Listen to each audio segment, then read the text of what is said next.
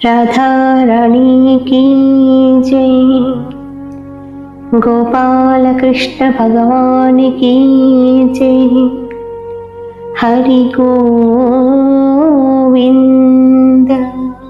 రాధాకృష్ణ లీలలు అనేకంగా ప్రవాహంలో మునుకలు వేస్తూ ఆ పవిత్ర పావన ధారలో మునిగిపోతూ మనసులని పవిత్రం చేసుకోవడానికి ఆహ్వానిస్తున్నాను. ఉద్ధవ్ వ్రజ్ భూమిలో గోపికలతో పాటు ఆ రాధాదేవిని దర్శించుకుంటూ గోపికల ప్రేమను ప్రతిదినము చూస్తూ ఆస్వాదిస్తూ అనుభవిస్తూ తాను ఆ ప్రేమలో లీనమైపోతూ తాను జ్ఞానవంతుడని, చాలా జ్ఞాన సంపద తన దగ్గర ఉందని సదా అనుకునేవాడు. ఇప్పుడు ఆ గోపికల ప్రేమ చూసిన తర్వాత ఆ ప్రేమతత్వం ముందు తన జ్ఞాన సంపద ఎందుకు పనికిరాదనిపిస్తుంది ఉద్ధవ్కి. మెల్లమెల్లగా ఉద్ధవ్ ఆ ప్రేమని రుచి చూస్తున్నాడు. భగవంతుని పట్ల వాళ్ళకున్న ప్రేమని తాను రుచి చూడడం మొదలుపెట్టాడు. ఆ రసమయమైన అమృతమయమైన ఆ ప్రేమను ఆస్వాదిస్తూ అనుభవిస్తూ ఆ ప్రేమలోనే రమిస్తున్నాడు ఉద్ధవ్. మధుర వెళ్ళాలి, కానీ ఉద్ధవ్కి వ్రజ్ భూమిని వదిలిపెట్టడం ఇష్టపడటం లేదు. కానీ వెళ్ళక తప్పదు. ఉద్ధవ్ రాధాదేవి దగ్గరికి వెళ్ళి, హే కిషోరీజీ, నేను మధుర కృష్ణయ్య దగ్గరికి వెళ్తున్నాను, కాబట్టి మీరు ఏమైనా కృష్ణయ్యకు ఒక లేఖ ద్వారా ఏమైనా సందేశం పంపాలనుకుంటే రాసి ఇవ్వండి అంటాడు. రాధాదేవి సరే అంటుంది. విశాఖ సఖి ఒక కాగితం కళాన్ని తెచ్చి రాధాదేవికి ఇస్తుంది. రాధాదేవి కృష్ణుడికి సందేశాన్ని రాసి ఆ కాగితాన్ని ఉద్ధవ్కి ఇస్తుంది. ఉద్ధవ్ ఆ కాగితాన్ని తెరుస్తాడు.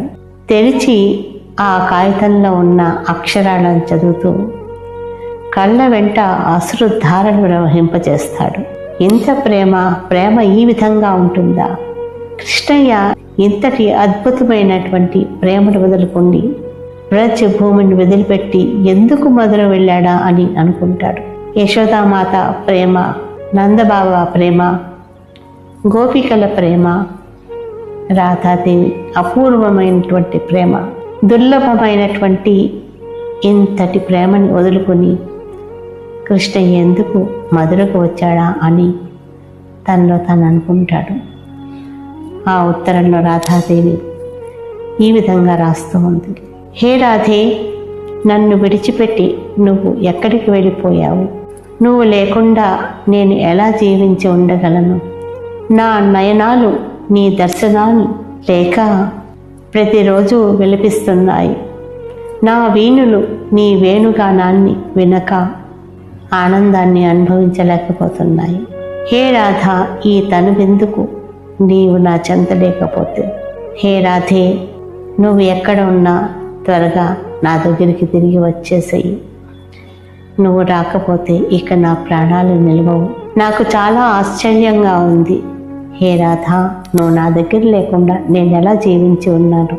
హే రాధే, నీ సాంగత్యం లేని నా జీవితం వ్యర్థం. హే రాధే, తిరిగి వచ్చేసేయి, త్వరగా వచ్చేసేయి. ఈ నిరీక్షణలో భారం ఇక నేను మోయలేను. కాబట్టి రాధ, తిరిగి వచ్చేసేయి అంటూ రాస్తూ ఉంది రాధాదేవి. ఎంత అద్భుతం! తాను రాధనని మర్చిపోయింది రాధాదేవి. తానే కృష్ణుడు అనుకుంటోంది. రాధ ఎక్కడికో వెళ్ళిపోయింది అనుకుంటోంది. వాస్తవమే కదా, రాధ మనస్సు కృష్ణుడితో వెళ్ళిపోయింది. ఇక్కడ ఉన్నది రాధ కాదు. ఇక్కడ ఉన్న రాధలో కేవలం కృష్ణుడే ఉన్నాడు. కాబట్టి ఇక్కడ ఉన్నది రాధ కాదు, కృష్ణుడే. ఉద్ధవ్ ఆ ఉత్తరాన్ని చదివి ఆ ప్రేమకి దాసోహం అయిపోయి రాధాదేవి చరణాలను ఆశ్రయించి, హే రాధాదేవి, నీ చరణాల దగ్గర ఇంత చోటి అంటూ వేడుకున్నాడు. గోపికలని వాళ్ళ ప్రేమని అనుభవించిన ఉద్ధవ్కి ఇప్పుడు వ్రజ్ వదిలి మధురకు వెళ్ళడం ఇష్టం లేదు. కానీ తప్పదు. కాబట్టి ఉద్ధవ్ గోపికల దగ్గర, రాధాదేవి దగ్గర, నందబాబా దగ్గర, యశోదాదేవి దగ్గర సెలవు తీసుకుని బ్రజ్వాసీయుల దగ్గర సెలవు తీసుకుని మధుర వైపు తన ప్రయాణాన్ని సాగించాడు. రాధారాణికి జై, గోపాలకృష్ణ భగవానికి జై, హరి గోవింద్.